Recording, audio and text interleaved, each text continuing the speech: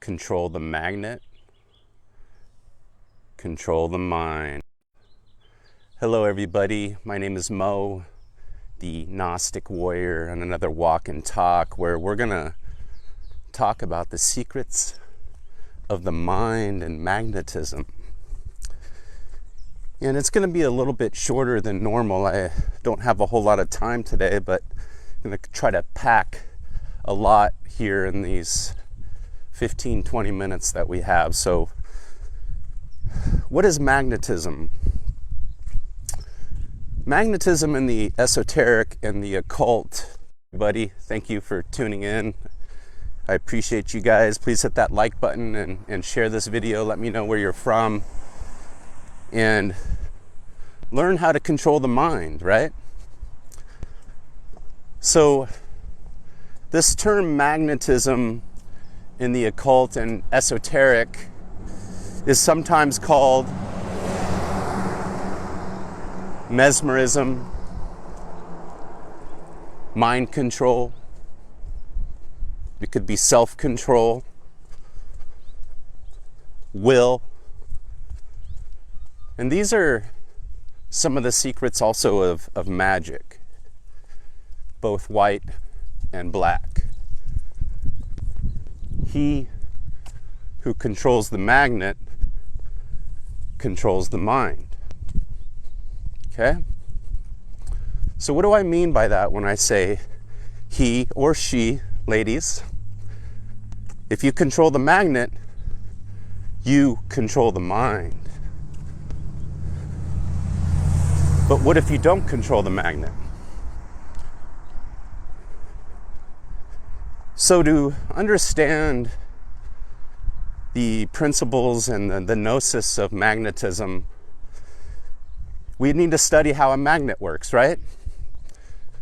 So, as always, I like to include a little bit of science in with my walk and talks to help you understand, again, all these loud trucks. Oh, Lordy. But in any event, that's life in the hood. But a lot of people here in Southern California, they have trucks and big trucks for no reason. They don't even really use them or the beds of their trucks. They're like magnets. They see other people getting trucks, so they get a truck, and it makes them feel like a big man. But usually they'll get a four-wheel drive in California, and they don't go four-wheel driving, right? And they get all these camper shells, and they don't go camping. So I got a truck, but I actually use it. So in any event, that was just a little rant. Again, hello, thank you for tuning in, fine ladies and gentlemen. So the magnet, how does it work? Well, what's interesting is the needle has a bunch of molecules in it that are in a state of chaos, essentially. This is what science says. It's essentially a bunch of molecules in the metal. And the force, the energy of the North Pole forces all those molecules that are in a state of chaos to align, to become an order. So the North Pole magnetizes these molecules that are in a state of chaos, and the pole makes the needle like itself. So try to wrap your head around what I just said. The pole tries to make the needle, which is in a state of chaos, like itself, which it does. So this is what I contend happens with humans who do not control the magnet, i.e. our carbon bodies, which carbon matter is like a magnet. And then also the phosphorus within us. And if you've been following me for quite some time, I talk about phosphorus, which in Latin is who we know of as Lucifer. Lucifer, you either have more phosphorus in your brain and you're actually using your mind in an active matter, but you also could be prone to magnetism or mind control if you don't have a direct aim on where you're going. Okay, so that's essentially what chaos is. It's essentially, we could say, a bunch of people that don't know where they're going, right? And I think you and I and the people listening to this walk and talk could relate with that. I've been confused many times in my life, not in control of my mind, and I was easily controlled or swayed or moved, often by people who I thought had my best interest at heart, when in reality, they were just trying to control me for their aims or for their goals or for their whatever it might be. And we see this in marketing and sales. So I'm not a Rosicrucian, but I've studied Rosicrucianism, and they have a saying: when someone's selling something, run the other way. I find it interesting that today in our world, everybody's selling something, and a lot of it, you know, when it deals with the ancient mysteries and magic, whether it be white or black, or if it's something they're selling you, I suggest you run the other way. They're trying to magnetize you to take your money. But I also believe that people should be able to earn money for their products, what they, you know, if you produce a book or you do a movie, of course, you know, you gotta charge a certain fee for that. But let's get back to the science here, which I think is really cool. You know, this goes back to Paracelsus and Franz, I believe Anton Mesmer. In France is when mesmerism was really developed. Okay, so mesmerism is essentially, it's animal magnetism. So think about this when I say animal magnetism.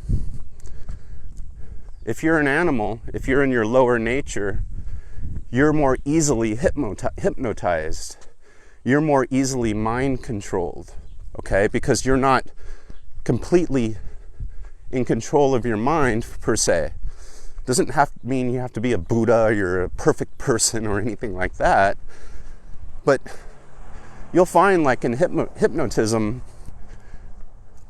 some people are really good candidates and some people are terrible. Just so you know, I'm a terrible candidate. People have tried to hypnotize me. It just doesn't work. Magic shows, things like that. You know, I just was never really into that. So when you look at mesmerism and magnetism, it all develops with the magnetizer, i.e., say the physician or the mesmerizer, standing above the person and controlling their eyes, their gaze, and then also the energy of their, I believe, their phosphorus. And I believe and contend it's this magnetism that really runs the world. It is how you are attracted possibly to the walk and talks. So where I'm getting with this is that our carbon matter, i.e. the 666, the 6 protons, 6 electrons, they spin in certain ways. They either spin up or they spin down. It's interesting, huh?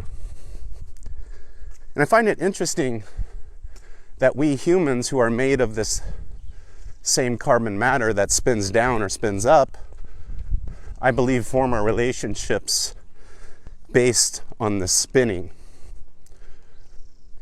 And I believe people who are more animalistic spin down.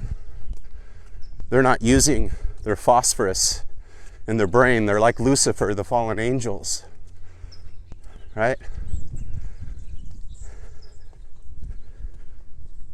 So this is where I believe people, once they go down that route, they become somewhat, they could be bad people. They could become addicts. They become mentally disturbed because they're not in control of the mind, their magnet, their body, spinning down.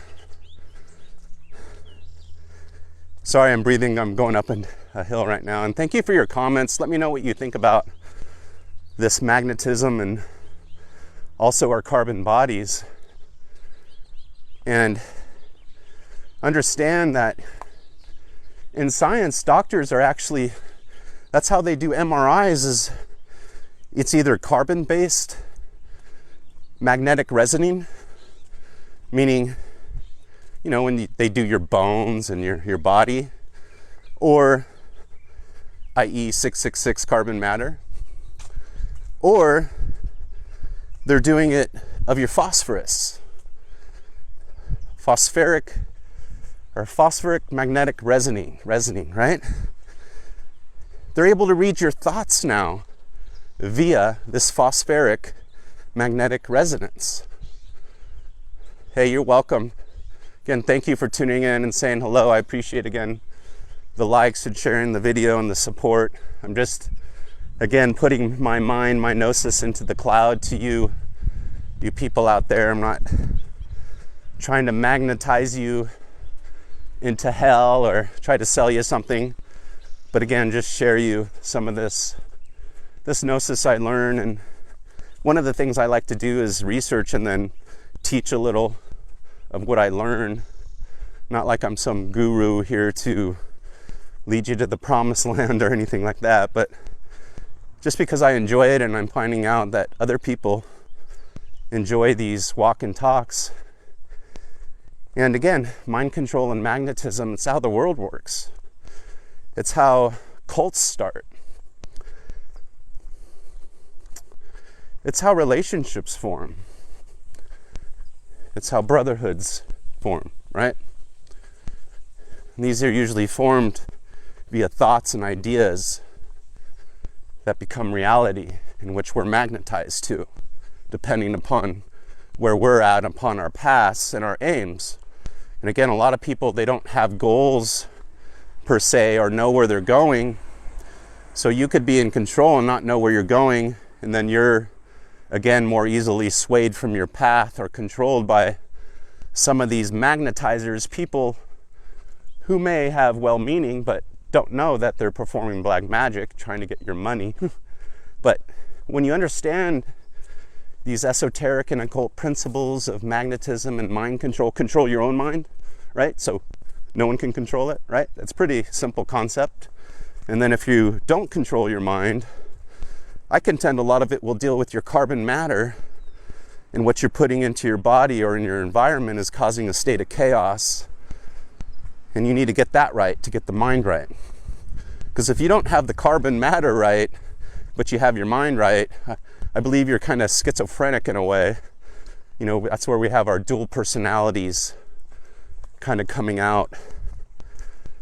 But anyways, I thank you guys for tuning in. I'm going to do a lot more walk and talks and articles on mind control. And keep in mind, when I say mind control, I'm not just talking about, you know, Black Lodge, Black Magician mind control. I'm talking about mind control yourself, controlling your own mind, self-control, will, and how powerful that could be over the other side, meaning the light over the dark, and how easy it is once you get it, you know?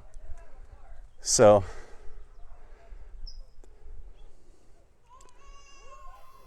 thank you for your comments again. You're welcome. Enjoy your day. I'm gonna go actually surfing right now. It's a beautiful day. It's 80 degrees, beautiful blue skies here in Fallbrook, San Diego, California. So I'm gonna go enjoy the ocean, go surfing with my family, and try to work out this carbon matter. I've already did research for about 5 hours this morning on the couch. So this is kind of working it out on my legs. Worked my mind, now I'm gonna work my body and have a little breakfast. And again, I do intermittent fasting, and I try to control my beast, my carbon matter. And I feel when you harness that energy, that magnetism from your beast, is how you do it. Take care. Have a great Saturday or whatever day, whether you caught this live or on the rebroadcast. Take care, Chad, Rose, everybody. I appreciate you guys. Peace.